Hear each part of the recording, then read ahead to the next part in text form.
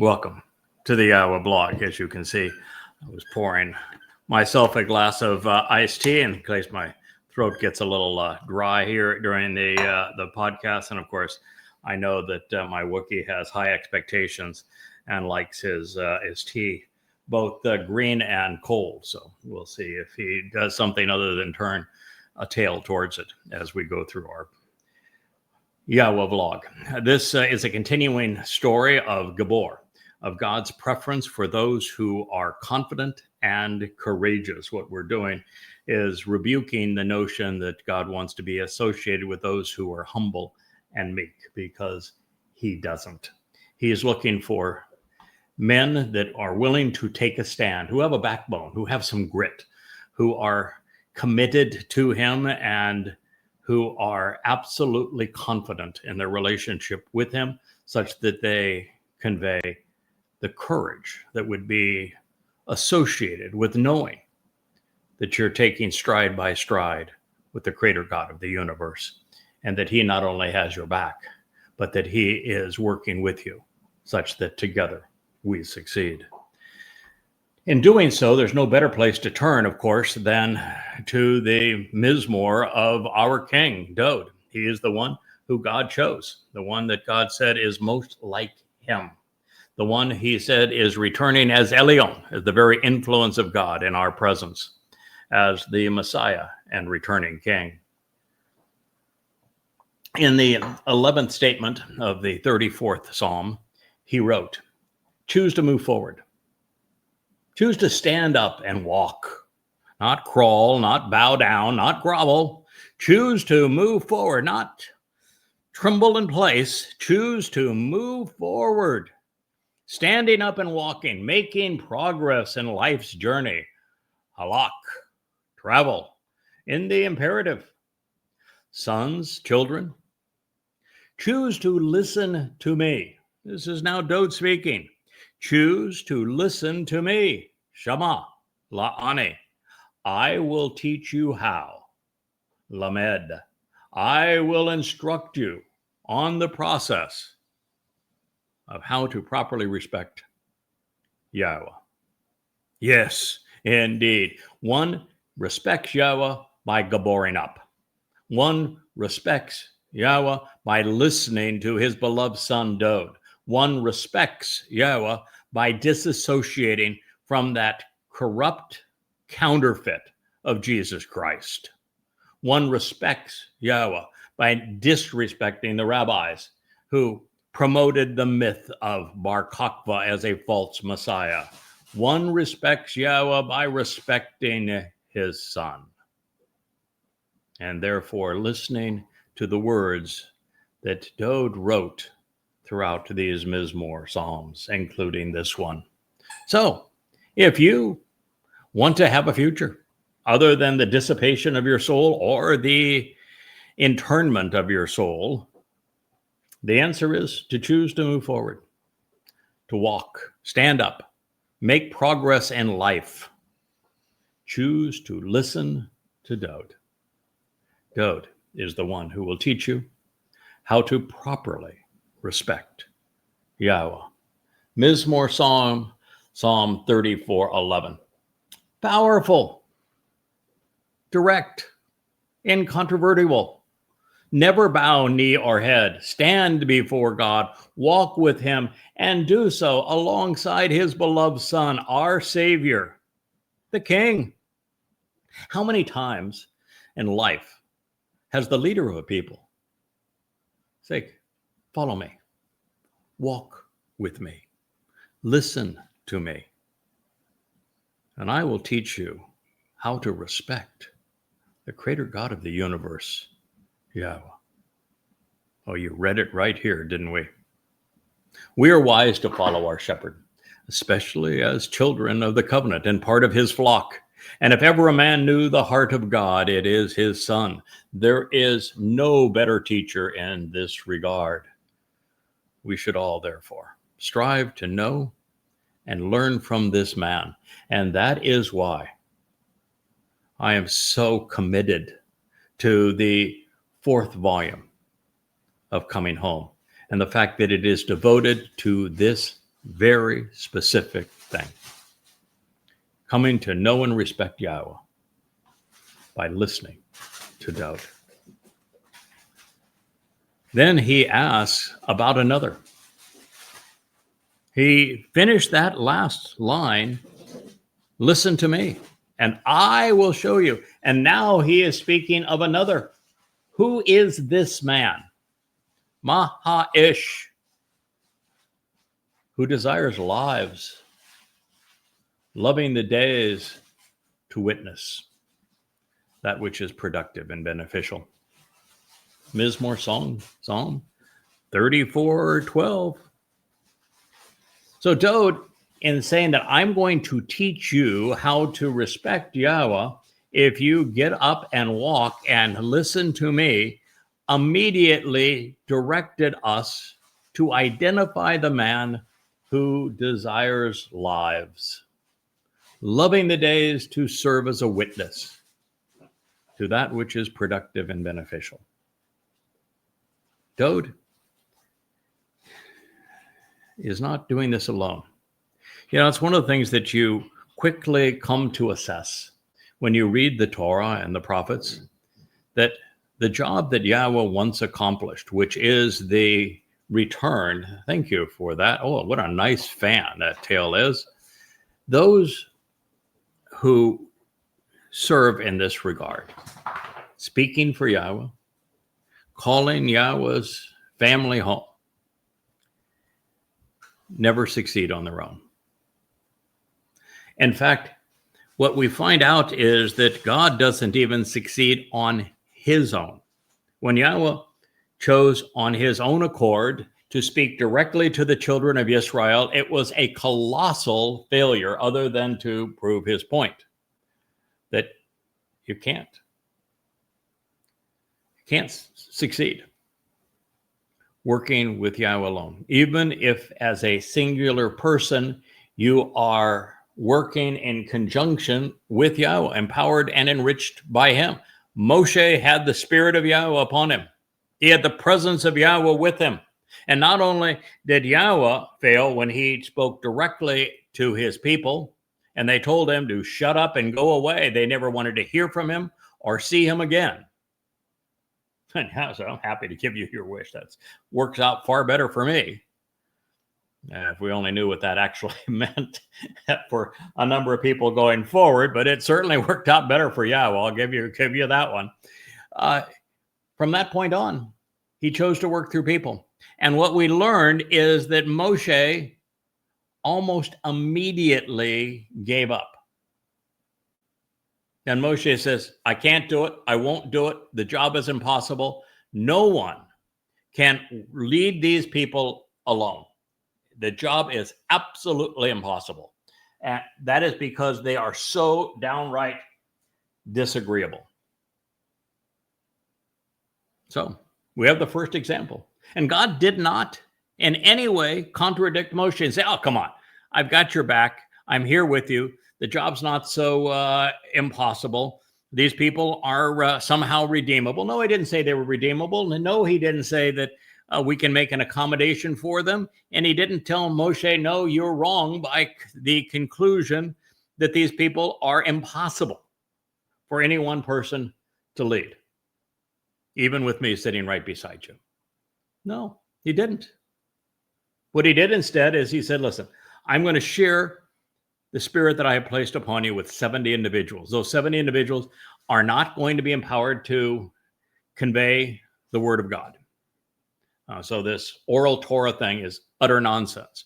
All they're going to be is a defense mechanism protecting and shielding you from some of the abuse that the people are attacking you with. It's just so they're going to keep the belligerents away. That is their job. And I'm going to share my spirit with them for them to run interference for you in this regard. But in terms of speaking for Yahweh, we find that Yahweh says, I got this. I understand, Moshe. They're impossible for you to do it alone. I got a couple of guys. Want to meet them? Their names are Eldad, Yahweh's beloved, and my Dowd, Dowd's beloved friend. They are both filled with the Spirit. They're both exceedingly literate and will write a great deal. And they will speak what I inspire them to say. You get them to the promised land. They'll take it from there. And then come Dowd, the greatest man who ever lived. Yahweh's firstborn son, our Messiah. The man anointed with Yahweh's Spirit. The man that Yahweh chose to lead his people. The very man who volunteered to fulfill Pesach, Matzah, and Bekurim, to suffer crucifixion in the fulfillment of Passover, and then to carry our guilt into Sheol, into hell, to liberate us from it on Matzah, so that we could enjoy what he already enjoyed. He was the Bekor, the firstborn of Yahweh, and now he is offering us Bekurim to be God's firstborn children. And even he couldn't do it alone. Not only was it Yahweh who worked with him to accomplish the benefits of and deliver the benefits of Pesach, Matzah, and Bekurim, but what happened after Dowd fulfilled the spring Mikra? The whole world turned against him, especially his people. They denied him. They denounced him. They ripped the Messiah title away from him and gave it to another, not once, but twice, and doing it again even now. They don't recognize him as their returning king. They don't recognize him as the Son of God. They don't recognize him as their Savior. And when Yahweh and I began this mission together 24 years ago, there wasn't a single person on the planet who over the previous 2,500 years recognized any of these things about Dowd. He did them, but they were to no avail. Someone would have to come along and change that. And that is why he said, "Who is this man who desires lives, loving the days to witness to that which is productive and beneficial?" Because without that man, without Dowd's herald, without the final Zarowa, without HaNakri, as presented by Moshe in the Towrah, there is no benefit of anything Dowd accomplished. There are no upcoming harvests.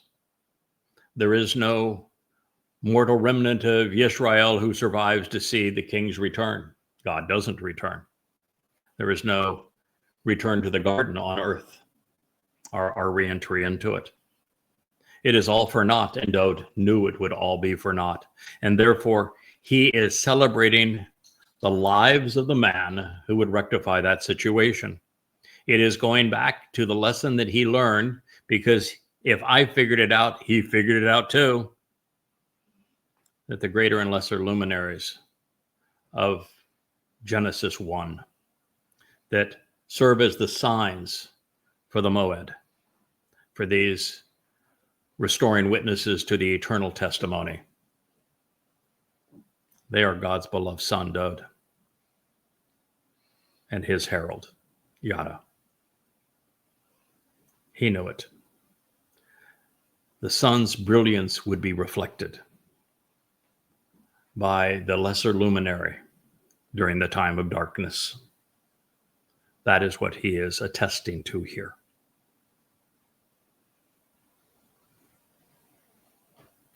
As I have shared previously, every covenant member will live 2 lives, while 3 will experience 1 more.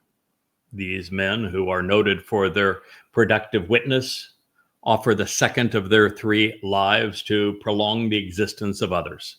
They are the ram, the goat, and the bull. They are Dowd, Elia, and Yada. They live for you. What you choose to do in association with them is up to you, but it will determine the fate of your soul.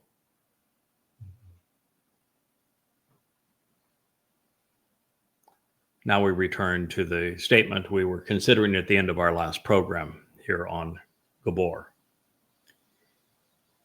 Keep your tongue from that which is wrong, troubling, and harmful, and your lips from saying that which is dishonest and deceptive, especially that which is deliberately misleading. Since Dowd is speaking to us now, about this man whose lives are dedicated to the restoring witness of Yahweh and to the message that is finally productive and beneficial for his people. He's still speaking of our time, and therefore he is warning those who would promote that which is wrong, troubling, and harmful from being dishonest and deceptive.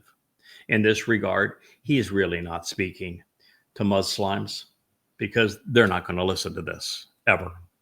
Never going to hear it. He is really not speaking to Christians either because they're not listening to this.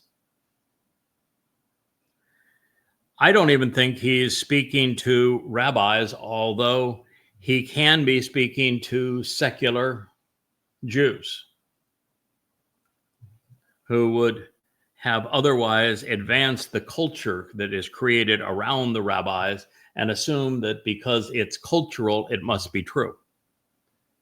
And what God is saying here is if you are a cultural Jew, then the thing that is important for you is to stay within that narrow space of guilt by omission rather than guilt by commission. And these are profoundly different things, as we learned in studying the 15th chapter of Bamidbar in the wilderness, Numbers. And that is because that final sacrifice by the man from Edom, this Adamah Parah, can resolve guilt by omission, but not by commission. And the difference is, if you are choosing to say that which is wrong and troublesome, and if your lips state that which is dishonest and deceptive, as opposed to your ears just hearing it, then you have gone across that divide for which there is no return. You are now against Yahweh, against his restoring witness, against HaNakri, against the Messiah, Dowd. Don't do it. Start listening, stop talking. If you're listening and not talking, then you're not committing an act of commission where you are misleading. If you're only listening, the worst that can be said is you're guilty by omission. And that is monumental as we move towards the sacrifice of the bull on Towrah. Now, specifically, Yahweh has a lot to say about this mother goddess cult that has emerged in our midst. And they finally had their coming out party, and it has turned out to be their funeral. And in it, they cited two passages where they claimed that YHWH, which they like to write as Yahweh, is mother and father. Two personas, two gods. And Yahweh is really good, really astute at the refutation of nonsense when it is directed towards him or those through whom he is working. And so I have taken the three statements that they cited, one indirectly, two directly, and have rendered them in full, such that we have driven the last nail into the coffin of the mother goddesses. It's over. And I will complete the last of that analysis later today or tomorrow morning. And I'm hoping that Mariah is able to convert it into the format that I can post on Facebook. We'll do so. And then we'll do a show on it. Because as I say, Yahweh is just marvelous, absolutely brilliant in his refutal and rebuttal of anyone who works against someone he is deploying and attacks that individual's credibility or attacks his nature. And I want to share with you what he had to say, because it's brilliant beyond words. So the message is here. If you're listening to the wrong people,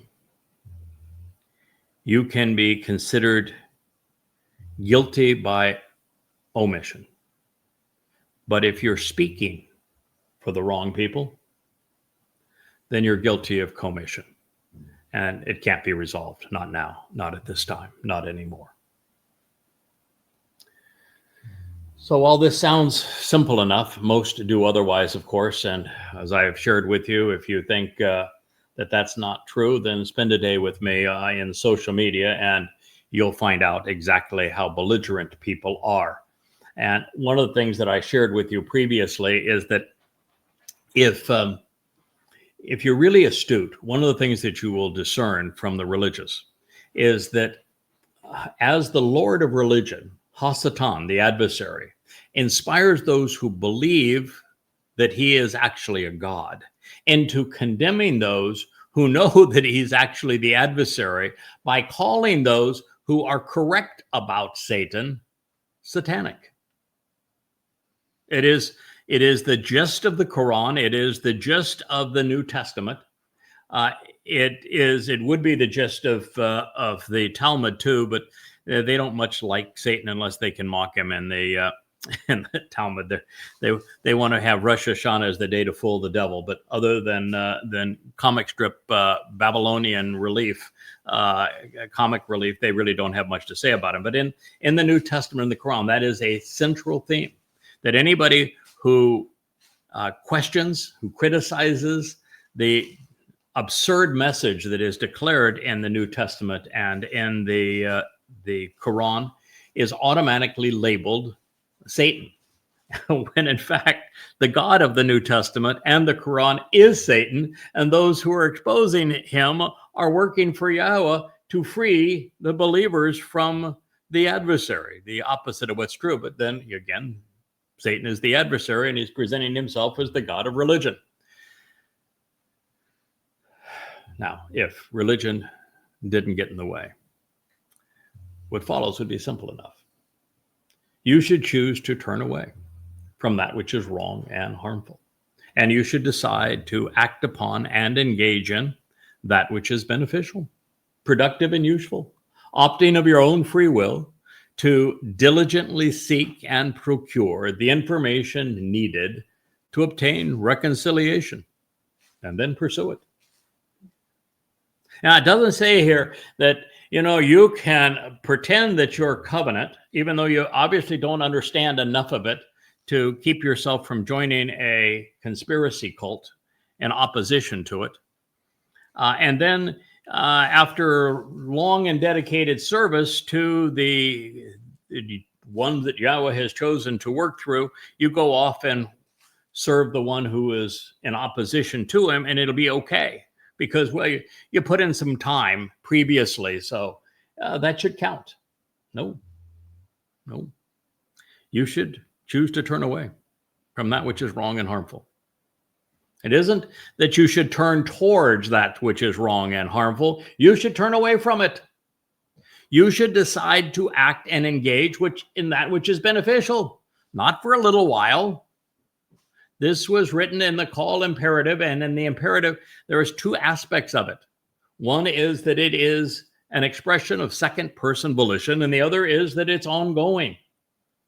You should decide to act upon and engage in that which is beneficial, productive, and useful, like the things that Yahweh has authorized and condoned.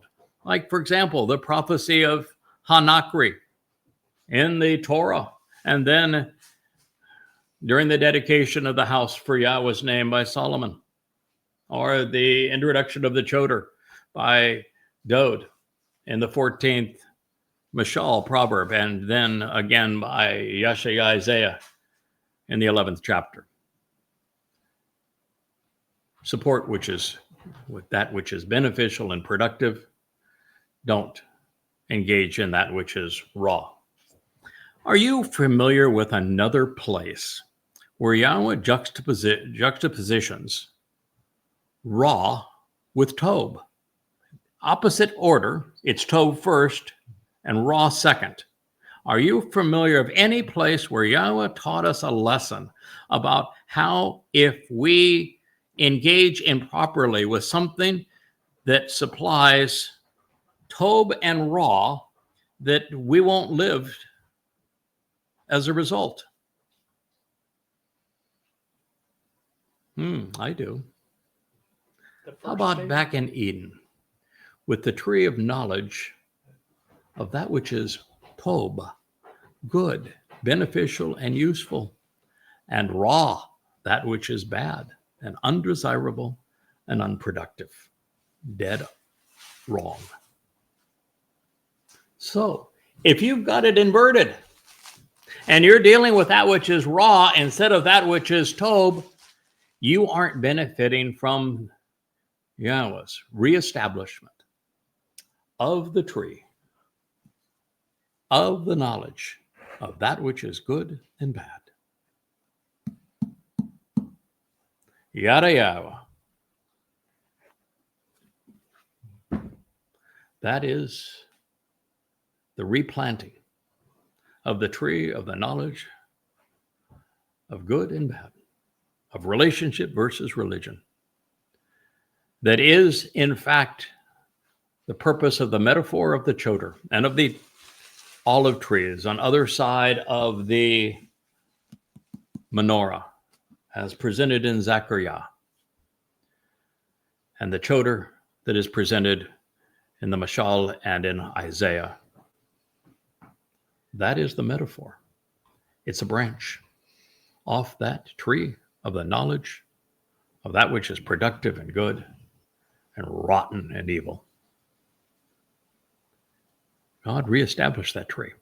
That's what he said when it grew out of the fallen root stump of that which is outstanding and should be noticed.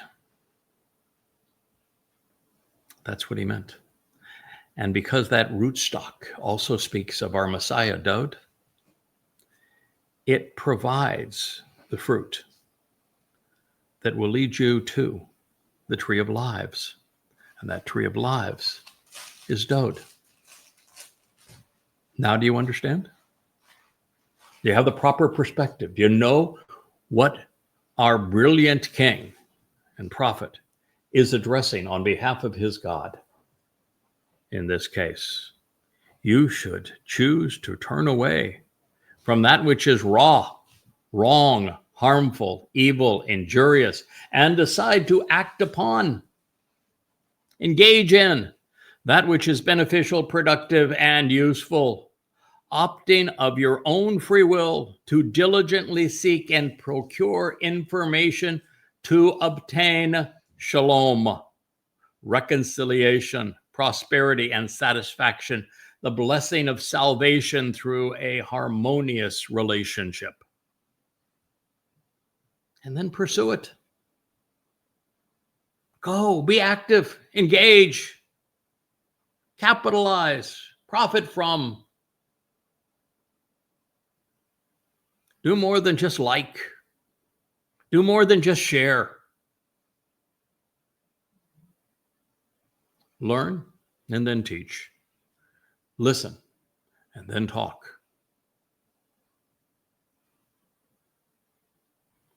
Comprehend and then communicate. What you've just heard is profound, and it's never been stated previously. But that's exactly what Dowd meant for us to hear. Obviously, doing so is a life well lived. It is the path seldom tread. And yet, this is the only path that leads to God, so it is highly recommended. Now, in this regard, I see the role that Yahweh intended for the tree of knowledge. By returning to it as presented in YadaYahowah, everyone is afforded the evidence required to reject that which is wrong about religion and to accept all that is right and productive regarding the relationship that Yahweh intended. And should this journey be through the pages of YadaYahowah, which it likely is, it will lead the reader right back to Yahweh, to his Torah. And it will lead to reconciliation and access to the tree of lives as it brings us right back to Dowd, brings us back home. Now, there would be no reason for Yahweh to know those who are not interested in knowing him. However, on the rare occasion that a soul seeks God, Yahweh is always receptive, and that's an insight needed to appreciate this next line. The eyes and focus of Yahweh are directed on those who are right, and his ears are concerned over their call for assistance. If you capitalize now on the tree of the knowledge of that which is productive and beneficial, as well as the knowledge of that which is counterproductive and destructive, YadaYahowah, the result of that is that you will be Sadak. You will be right about God. And when you're right about God, God is right there for you. Those who do not know God pray to a God of their own making, a religious God who never listens. But those who are so few but so valuable that they are right about Yahweh, God is all ears. He wants to hear from those individuals because he is concerned that he's right there at every moment to answer their call for assistance. He's there to help us. I heard a rabbi rant a few days ago. I posted it on Facebook about how we're not to receive benefits from God. We're to be a benefit to him. And it's us about giving God what he needs, according to this rabbi. And so the rabbi said, God needs us to do the mitzvot. So we ought to be diligent in doing the mitzvot. So we give God what he needs. What a disgusting God that would be. What a disgusting religion that is. How backwards is that? Yahweh didn't say that he's our bratty little brother that's a parasite and clinging to us and needs us to do everything for him, including wipe his nose and wipe his butt, did he? No, he's our father. And as our father, he is there to help us. He's there to lift us up, to support us. And when we're about his business, he is all in his support for everything we do together. Rather than try to lift God up in praise, allow him to lift us up. That's the whole idea of being a dad. Dads don't tell their children to get down on their knees and to grovel, to cower in fear. They don't ask their children, well, you need to go out and work today because, daddy needs money in his bank account. I need you to perform all these rituals because, well, I like it when you grovel like that.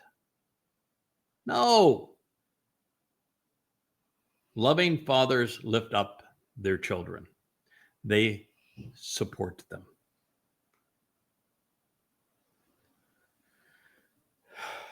So, clearly, when it comes to God, nothing is more important than me and Sadak, right? And not surprisingly, the man who wrote these words was called Sadak more often than any other. That's why he was the one who was called to be king. This next statement, of course, then can be written to convey the opposite result of the previous one. As such, it would warn.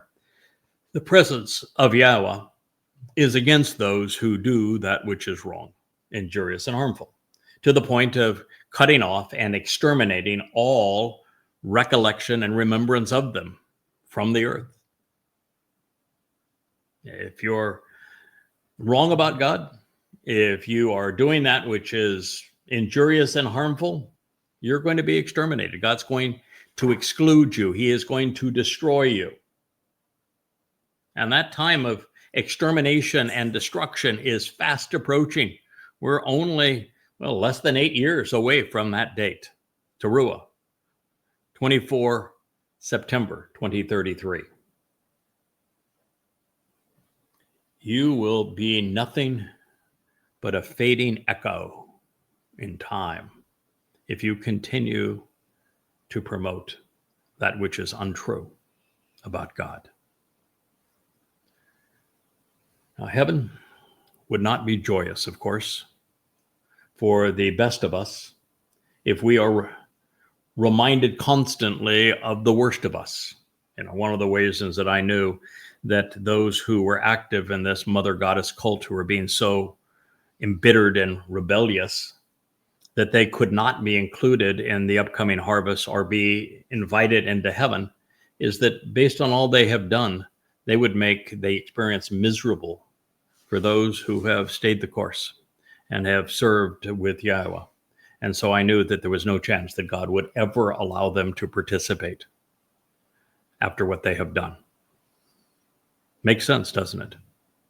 Therefore, our recollections will be cultivated such that we recall the things which were beneficial and uplifting, and the memory of those who were belligerent, clean slate, wiped away. Now, this known, I'd like to share a different interpretation of the exact same words that comprise the preceding statement, but this time rendered more positively. When seen from this perspective, the result affirms the merits of those whose sacrifices served to redeem God's people. It takes us back to Dowd's prior acknowledgement of the man who would live several lives to serve as a witness. Same words, just presented differently, but within the very tight confines of what is consistent with the terminology YAHOWAH chose. The presence of YAHOWAH is with those who engage and act against that which is wrong, injurious, and harmful. They, as the most memorable of men, established the covenant on behalf of the earth. Same words, all translated consistent with their meaning. The presence of YAHOWAH is with those who engage and act against that which is wrong, injurious, and harmful. They, as the most memorable of men, Zaker, established the covenant.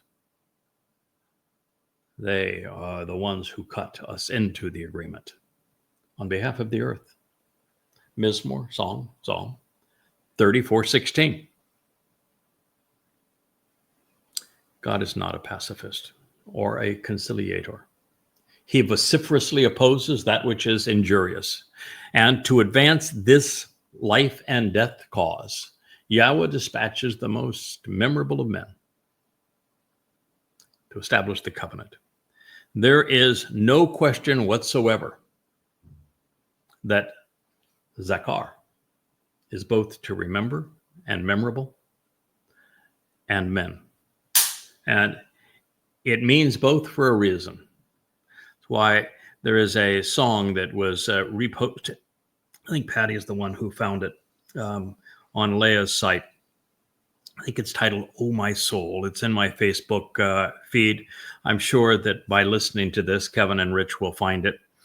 And I would love to play it at the beginning of Family Hour, because it speaks of the role of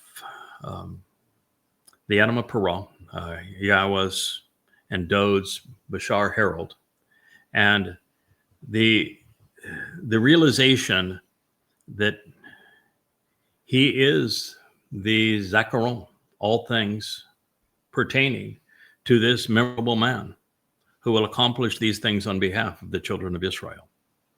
It is a beautiful song. It's about 2 or 3 minutes long. Rich, I'm sure you'll find it in my Facebook feed. Kevin's already downloaded it. Kevin's already downloaded. I know I've said this a bunch of times, and I'm going to repeat it.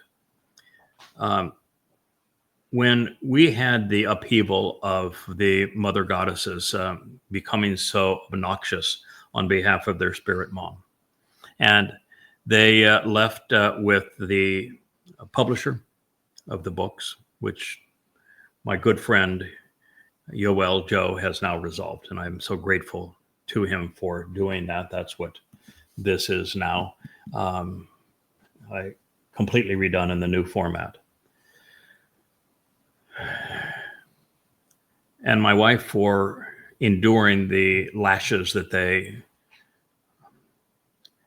took towards her. They were revolting in their disgusting animosity towards my wife, something which I will never forgive them for, nor will Yahweh. And I'm so grateful for my wife, not only enduring that, but staying the course. When it would have been so easy and so natural to say, God, I'm going to have my Moses moment too, and I can't do this. These people are way too belligerent. They're way too Miriam. But also for Kevin and Rich, neither one of which I knew hardly at all prior to the fracture of the family. And now you consider how spectacular these men are, how resolute, how courageous, how strong, men of just tremendous character, outstanding knowledge, conviction. They are fully Gibowr. Rich is like my wife. He's an introvert. He prefers to hide behind the cables and monitors, not hide, but that's his preference. And that's fine, because he's changed his whole life. He has moved here to be full-time benefiting Yahweh's message to the covenant family and to Yisrael. It doesn't get better than that. And he's such an uplifting personality, so much a welcome member to our family. I couldn't wait to, for example, today to share with him what Yahweh shared with us regarding the rebuke of the mother goddesses. It's really wild. It is. It's we didn't have to wait for you to interpret anything. Yahweh just spells it right out. Isn't it amazing? I mean, it's so spectacular. Yahweh's response to them is so spectacular. I'm announcing this as the final nail in that coffin. It can't survive it. But then that brings us to Kevin, and he is beyond amazing. You all get to see a little of Kevin during family hour, but for those who have listened to, and I don't know how many have listened to it on the various YouTube channels and the many places where we are, including X, in addition to Facebook. But the man's smart. He is very talented. He is exceedingly knowledgeable about Yahweh. He is no nonsense and yet has a wicked sense of humor. And so when literally instantly, one day to the next, we replaced those who were too dumb to know that God's not a mom with these men. Truly extraordinary. And say they are the most memorable of men. And by the way, this group, including several others of you who are so valuable and so intensely helpful in advancing Yahweh's message and supporting his Nakry at this time, we are the presence of Yahweh. We are those who are engaged and acting against that which is wrong, injurious, and harmful. We are the cutting edge that's pushing all of the nonsense away so that the truth can be known. And as so we are the most memorable of men. And yes, I understand that there are some very memorable women in this group too. There's some women that, Annie, for example, that is taking on the responsibility of posting these programs on social media channels that I have never been to, TikToks and there's one that starts with a P. What is that one? That's I don't know either. Patreon? Nah, Yeah, I think so. We have a Patreon account? Yeah, I think so. Really? I think so. didn't And know other that. places. And it's just marvelous to see the outreach in this regard. And then, Mariah, because here I'm sending her this information. Was one of the first to see it. She did a quick edit pass. She actually came back with something that was really powerful.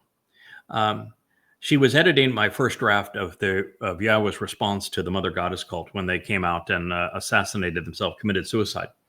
And she had a couple of, I think, 3 typos. And then it came to an interpretation of the 5th statement that Yahweh etched in stone, which is about showing a sense of value, highly weighting the significance of that which pertains to a father and a mother.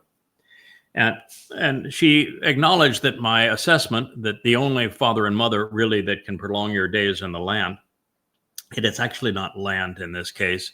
It is Adamah. It speaks of the man from Edom, Obed Edom, and of the Adamah Peraz. It's that word.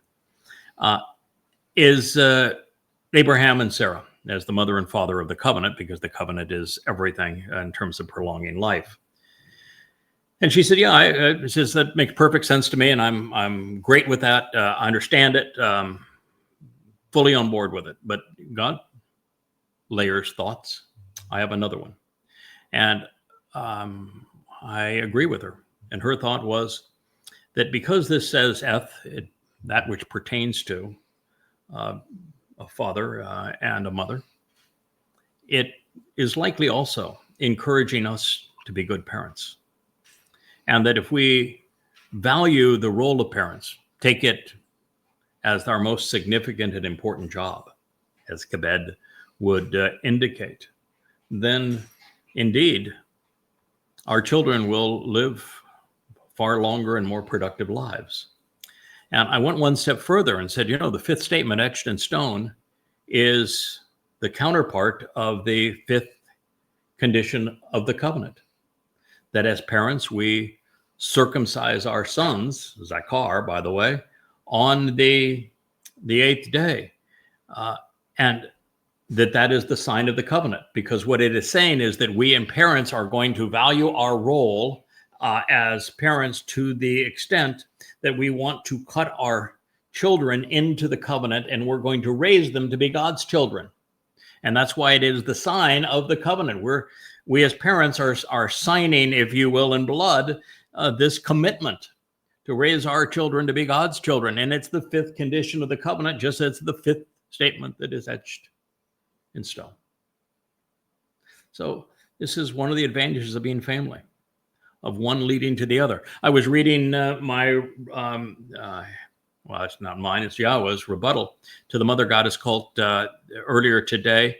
And he says, what they're doing by combining father and mother into one deity is the exact same as the ultimate occultist symbol, Mahomet, Baphomet. And Baphomet and Mahomet are very, very similar. It's actually the basis for Muhammad's name, who was the messenger of Satan. But Baphomet is depicted as the horned goat head and a body that is both masculine and feminine, male and female, mother and father. And he is the god of the Knights Templar of the Roman Catholic Church. He is the god of occultists everywhere. As he said, this certainly reminds me of that. And there we go. Pardon? Look at your monitor. Your kids are going crazy. Oh, I saw that. Yeah, that's pretty cute, isn't it? Yeah. I'm waiting for the big yelp when Yeah, somebody gets nipped. Yeah. We have happy children here. So it's just a marvelous place to be when we've reached this point now of having complete trust in Yahweh, so that when somebody tries to establish themselves by refuting Yahweh, that came out of our mixed, part of a fractured family. We know God's got the answer, and he does. And it's fun to go into it and see what it is. And in this case, what you're going to find is that his answer was specific to this cult, not in one way, but in every way. And one of the references will blow your mind, as it did mine this morning. So here we are. This is what we're doing. We're trying to cut people into the covenant relationship. It is our job. So as our Father, God is responsible for his children, and especially for those who engage in the family business, those who call out loudly. Therefore, Yahweh hears. And from all of their troubles and dire circumstances and every distressful situation, he delivers them, he defends, and he saves them, snatching them away. That's exactly what I was just saying, wasn't it? Absolutely. Yeah. It's just that every time they have made a claim, this rival group that wants to, but we too speak for God, although we speak for Mommy God, God just nails them. I mean, boom. All you have to do is read his prophetic response regarding them, and he just destroys them.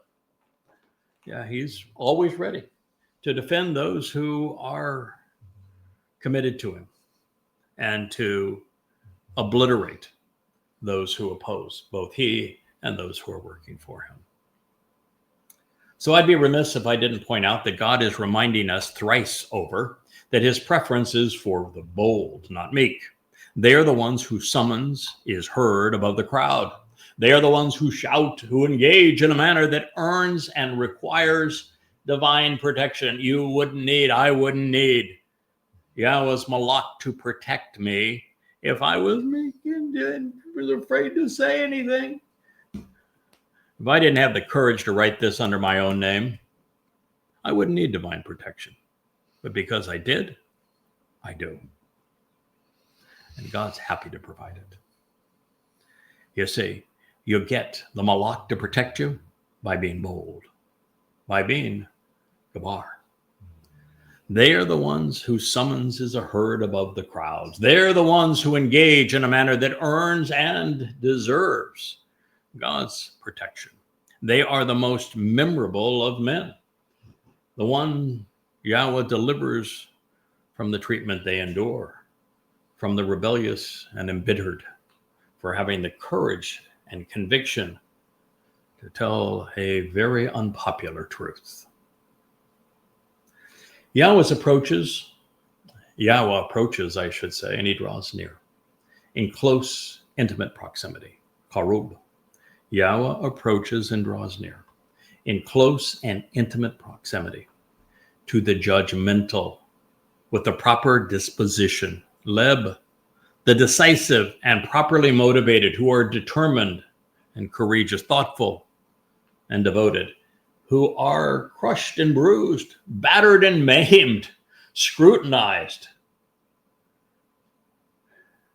And he abolishes, shatters those who are disapproving and destructive. Shabar, to the ones who are mutilated for examining and then breaking apart and fracturing, causing the downfall, and through those who are bludgeoned and cursed, crushed, those who are bludgeoned and crushed in spirit, he provides deliverance and salvation, Yasha. Mizmowr 34:18. So first, we know that God is judgmental, because exercising good judgment is a prerequisite for making informed and rational decisions. It is the basis of morality and justice. Those who are perceived as being confident to the point of conceited are judgmental. That's one of the traits that is ubiquitous among us. We form conclusions rapidly and share them and implement them based upon exercising good judgment. And it is something that God is exceedingly committed to. Shafat is to judge. Mishpat is to ponder the implications of exercising good judgment. It is the essence of being moral. It is the essence of being just, of being fair, of knowing the difference between right and wrong, good and bad, true and false. It is the foundation of morality and justice. The Christian myth of judge not lest you be judged is counter to God's instructions and to being a credible person. Now, in this statement, Yahweh is offering deliverance from the deadly plague of religion through the sacrifice of 3 men. Moshe liberated Yisrael from Mitzrayim. Dowd removed the guilt of every covenant member during Matzah, and Yada will purge the surviving remnant on Towrah before the Messiah's return on Kippurim. All 3 were or will be battered and bruised in the process. The majority remain religious, and the religious despise God to the extent they create their own replacements and they disparage those that God has chosen. It's been the same throughout time. Should you be concerned over my unwillingness to render daka as crushed, battered, and bruised, rather than contrite, which is what I did. I render daka under its primary definition, crushed, battered, and bruised. I did not render it as contrite. And the reason is simple and direct. The actionable root of the noun from which the word is scribed, and it's scribed identically to, so it wasn't hard to find, that the verbal root, daka, defines the noun as crushed, broken, beaten, and bruised, even maimed, becoming pulverized dust. To be daka is to have one's body destroyed by repetitive and vicious blows. Additionally, it is to become despondent as a result of emotional, mental, and physical distress. Dowd was daka on Passover. Dowd was daka on Matzah when he fulfilled it. Yada will be daka on Towrah during its fulfillment. He's daka online now. Moshe was daka by the children of Yisrael during the Exodus. The Ruach spirit that was and will be abused in this manner delivered Dowd from the crushing pressures of Sheol and will protect Yada's nefesh while his body is bludgeoned as the bull on the Temple Mount, come Towrah. Religious publications corrupt these meanings and replace crushed with contrite in this, the 34th Psalm, and again in the 51st, to make believers easier to control and fleece. There's nothing more passive than someone who is contrite. And while the actual definition of contrite is thoroughly bruised or broken, it is perceived as humble, which is unrelated to any of these things that Yahweh has been encouraging. Now, driving God's point home, since the result is Yasha, salvation, our attention must return to the Moedim, and in particular to Matzah and Towrah when this occurs. In the initial case, Dowd's soul endured the pressures of a black hole, and in the second, Yada will be pummeled to death by Satan. The Mikre invitations to be called out and meet with God provide the lone path to salvation. Now, we're going to read, and we have already read, that the treatment that Yada receives as the bull on Towrah breaks all but one bone in his body. It leaves him as nothing but a gory mess. It is exactly the way Dowd described. Well, certainly being unrecognizable as a man as a result of the beating that he received. His suffering on Pesach, on our behalf. The graphic nature of the abuse is actually necessary to drive this point home so that no one misses it. Well, this is the result for those who capitalize upon what they have and will offer. A great many are shepherded, guided, led, protected, befriended, and nurtured, Ra'ah, by being right and vindicated, Tzedek. Because of all of them, Yahweh saves, delivering and sparing with him. Because of all of them, Yahweh saves, delivering and sparing with him. Because of all of them. God's not saying that he saves just because of what he did through Dowd, although that was magnificent. He isn't saying that he will save this remnant of his people through what he will do through Yada, even though that will be the greatest show on earth. Because of all of them, Yahweh saves, delivering and sparing with him. It takes a team. We have Team Yah. We're all going to be engaged. God's calling all of us to duty. It's time. We have less than 8 years remaining. We can do this. We will do this. God has already credited us for having done a good job. Let's live up to his expectations. Well, this has been Yahweh's approach since the beginning as shepherds. He leads his people, and he indeed shepherds and saves through those of his chosen. And the sacrifices are brutal, thereby more effectively garnering his people's attention and driving this point home. And well, this is no exception. This is one of the lines that I told you we would consider. It is addressing me. And so it's a tight bit painful to read. Hoping that my wife is on the airplane and not hearing this. She's winging her way back to us. If she's listening, then she ought to go get a soft drink or something. Focused upon Shamar, observing and examining. His estem, his corporeal nature, all of his bones comprising his skeleton and substantial essence, his vertebrae, all of them,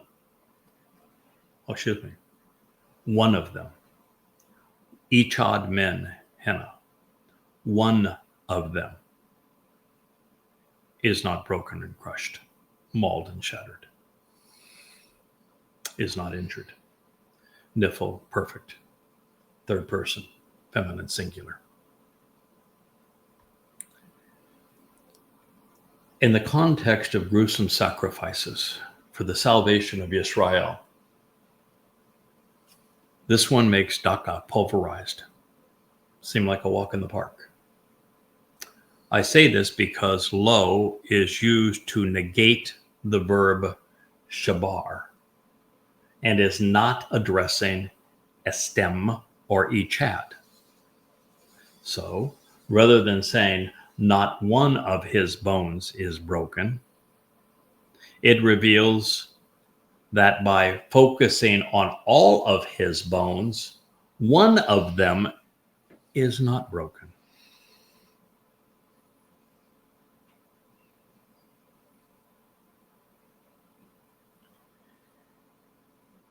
If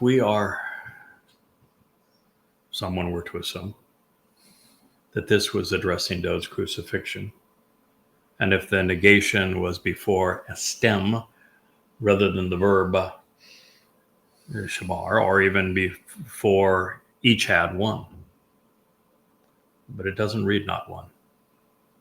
It reads of all of his bones, one was lo shabar, not broken. Now clearly, Dowd's sacrifice by being flailed alive and then crucified by the Romans was brutal, excruciating agony. But in his case, it is evident that it was not prolonged even though breaking both of his shins would have shortened the agony. Apart from those, they wanted to suffer beyond comprehension. The Romans broke the tibia and fibia in their victims' shins so that they would no longer be able to push up on the nails driven through their ankles. This would preclude flexing of the diaphragm. If you're hanging from a nail in the joints of your wrists, you're hanging, your diaphragm won't work. It won't flex. And if it won't flex, you can't pull air into your lungs. They're just static. You suffocate. But if you can push up, then you can breathe. They broke the shins so that the victim would die more expeditiously and wouldn't suffer as long.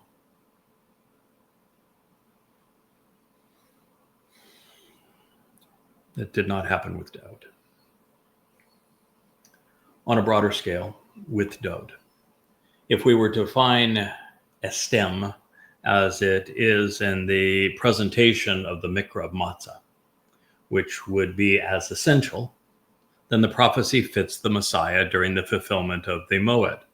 While there were no bones accompanying his nefesh in Sheol, the compressive gravity of the black hole would have been crushing to his essential nature, although he was enveloped in the set-apart spirit of YAHOWAH.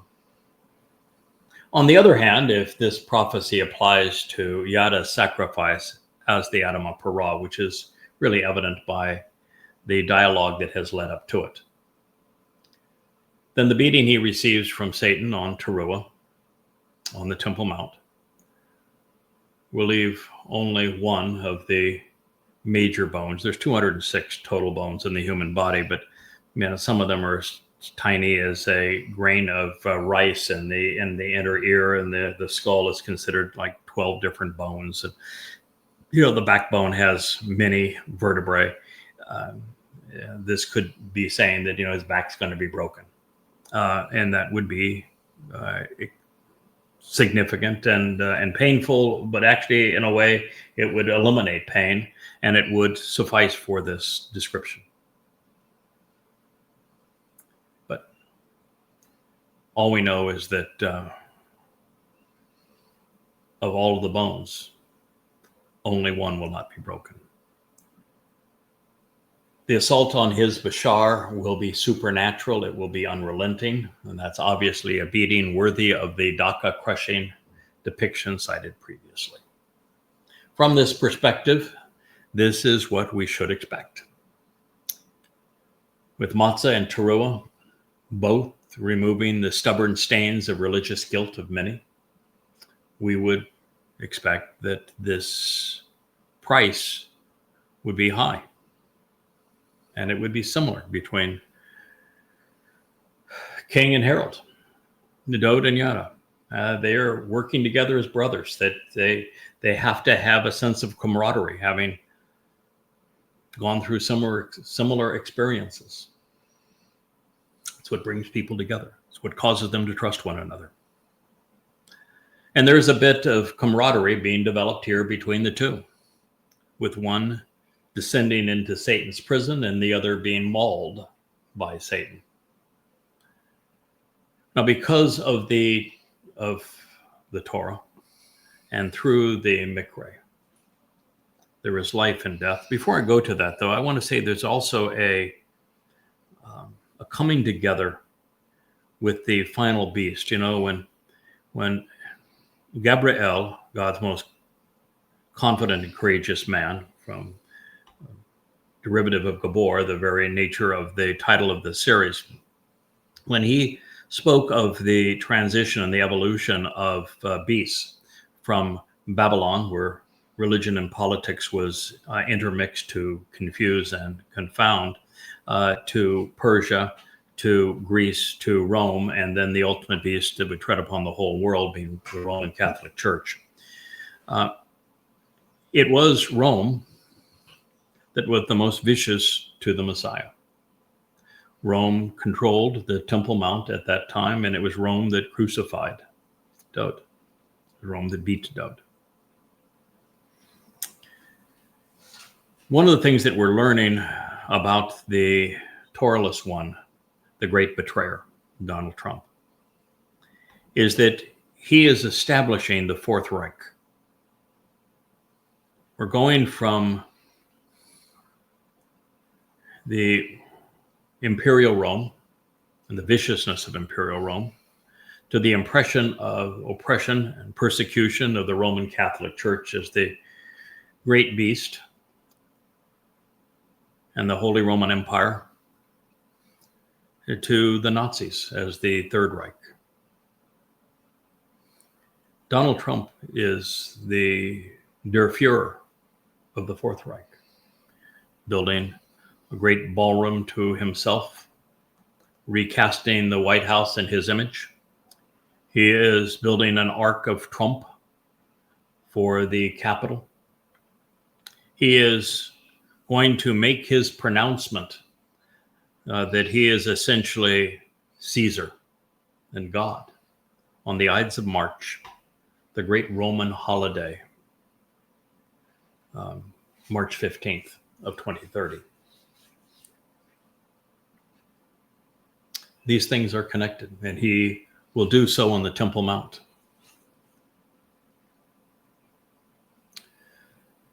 The shepherd will die, the best man who tends the flock.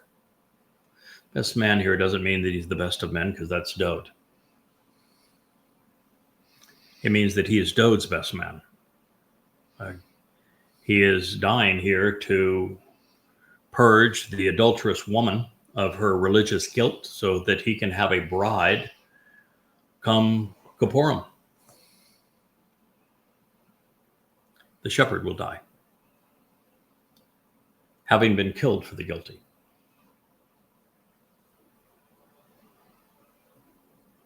The shepherd will die, his life slaughtered for the guilty, for those who have gone astray. However, those who shun, are adverse to, disrespect, and hate the Tzedek,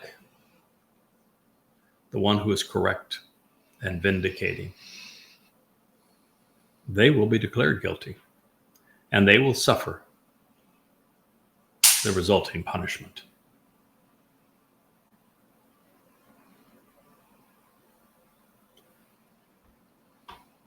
Get it? You understand what's being offered, what's going to be done, and how your choice of how you respond will determine the fate of your soul? You realize that this is the message that Yahweh has tasked us with sharing? I'm going to do my job. I am doing my job. I will continue to be devoted to Yahweh and his beloved Son, my King. I want you to help.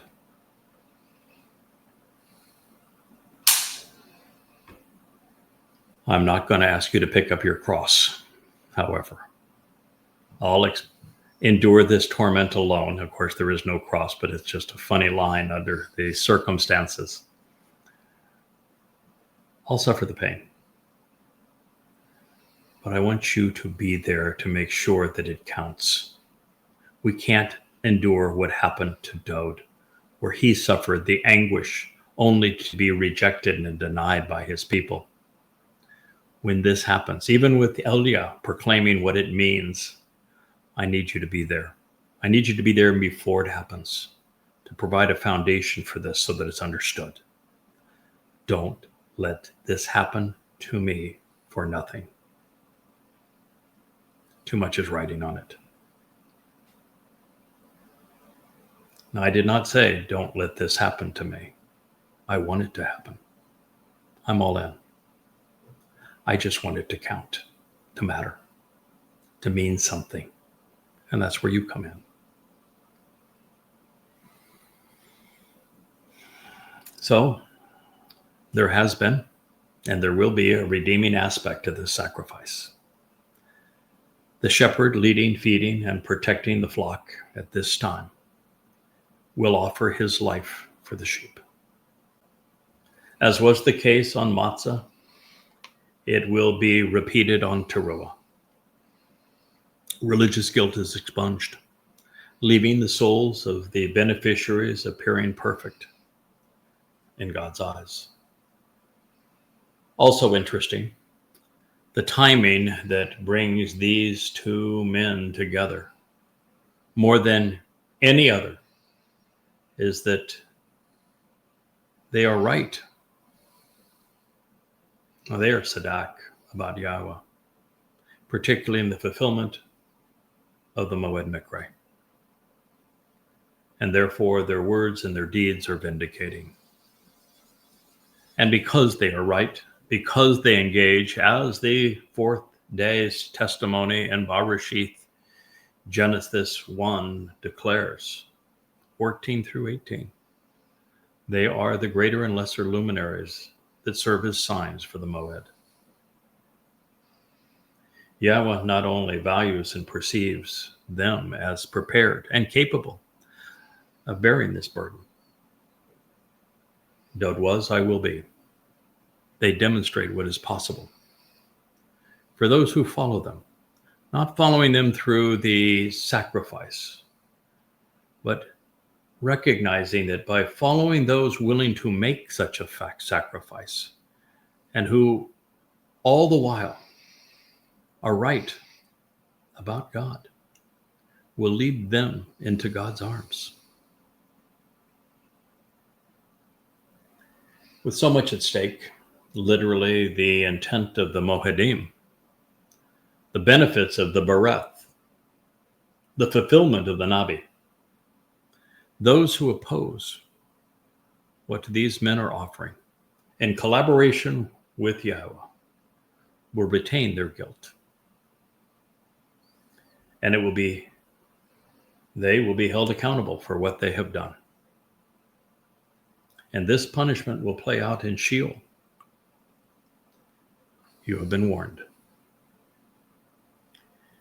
And so now that you know, this is how Yahweh intends to rescue his people from themselves. Yahweh ransoms and redeems, liberating and saving the souls of his co-workers and his collaborators, of those he associates with and those who serve with him in an official capacity. And so all of those who take refuge in him and who are spared by relying upon and trusting him for saving them, he will find that he is declared not guilty. He will be acquitted. He will be exonerated from all wrongdoing. There is no guilt when your guilt is expunged, whether it is washed clean by the waters and the ash and the flames of Towrah, or taken into Sheol on Matzah, never to be seen again.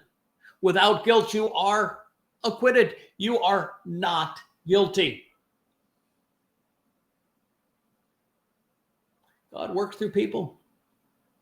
Yes, indeed. Ordinary individuals in extraordinary circumstances.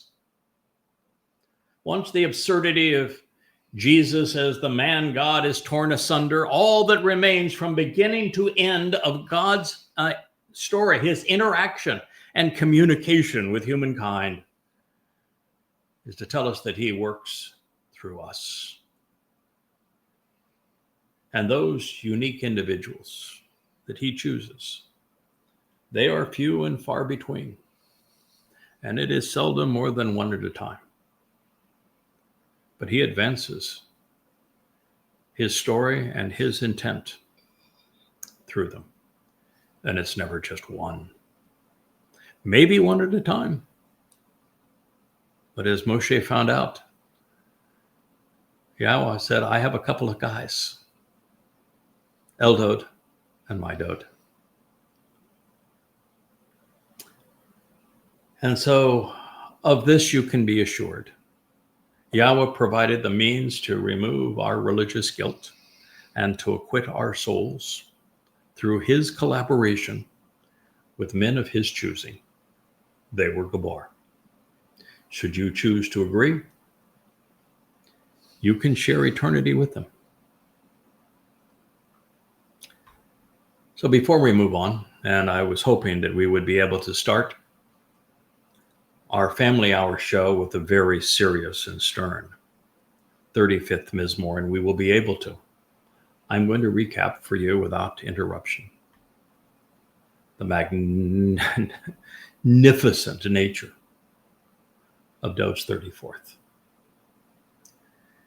Concerning Dowd, I will commend and extol that which pertains to YAHOWAH in every situation and on every occasion, continually conveying his positive attributes, his renown and reputation by my mouth. With YAHOWAH, my soul continually radiates light and shines brilliantly apart from any outside influences. The responsive who answer choose to continually listen, and they're elated. You should choose to become great, even glorious, growing in stature by approaching YAHOWAH with me. You should choose to lift up his name together. We should do this together. I sought to find, to learn about, and then form a relationship with YAHOWAH. And he answered me. And from all of my concerns and anxieties, he delivered me. They look to him, being observant regarding him, and they have a joyful countenance, traveling as a joyful stream, shining like a fluid river of light. Therefore, their appearance, their faces and presence will never show confusion or dismay.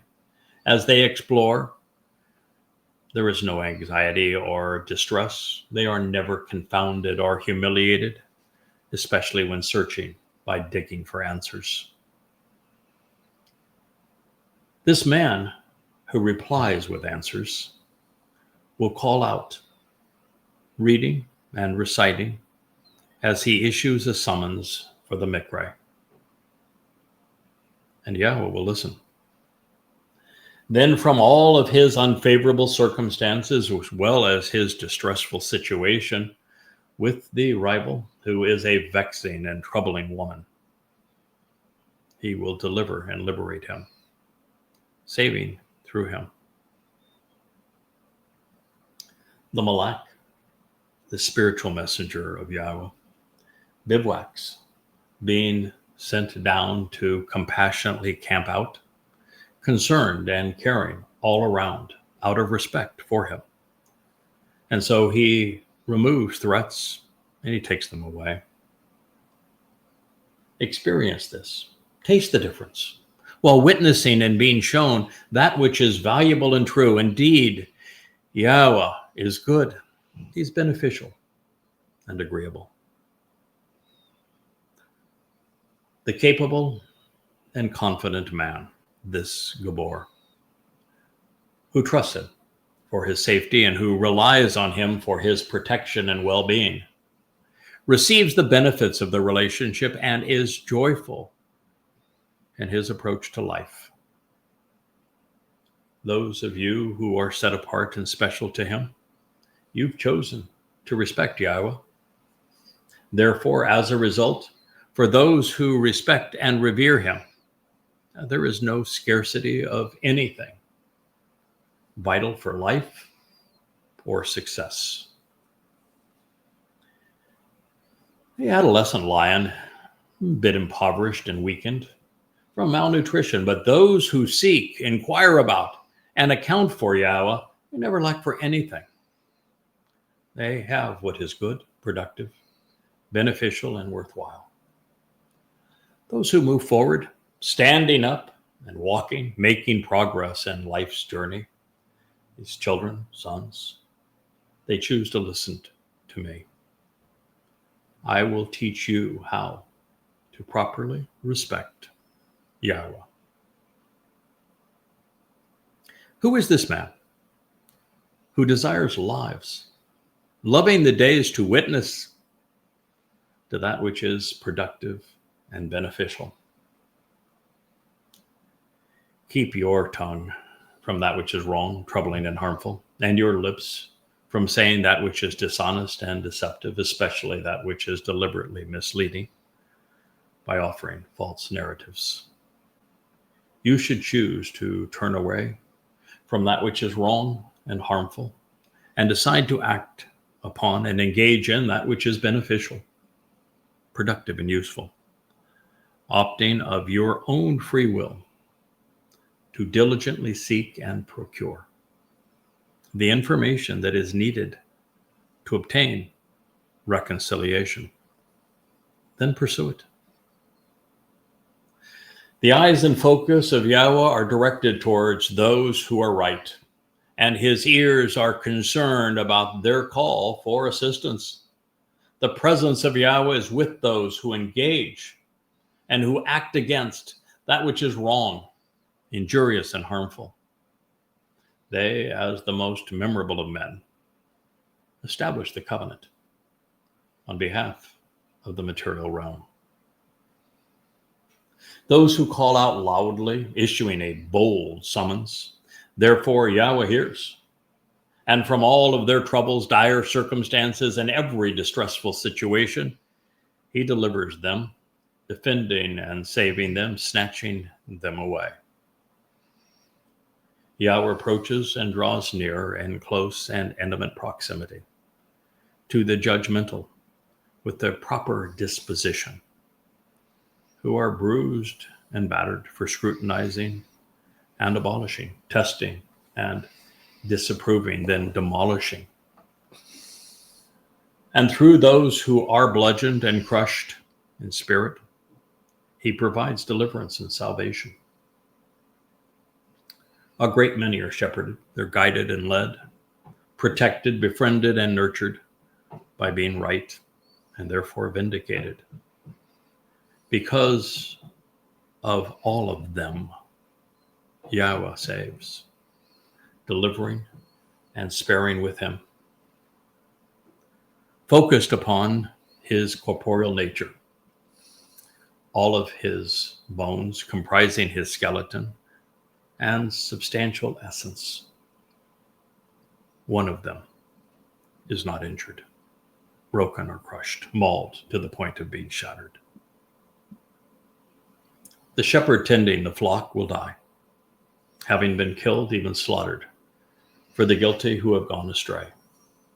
However, those who shun and are adverse to, who disrespect and disdain, even oppose HaSadak, the one who is right, correct, and vindicating, they will be declared guilty, and they're going to suffer the resulting punishment. Yahweh ransoms and redeems, liberating and saving the souls of his co-workers and collaborators. And so, all of those who take refuge in him and who are spared by relying upon and trusting him for saving them will be declared not guilty and acquitted, exonerated from all wrongdoing, culpability, and punishment. Mizmowr, Psalm 34. Absolutely glorious.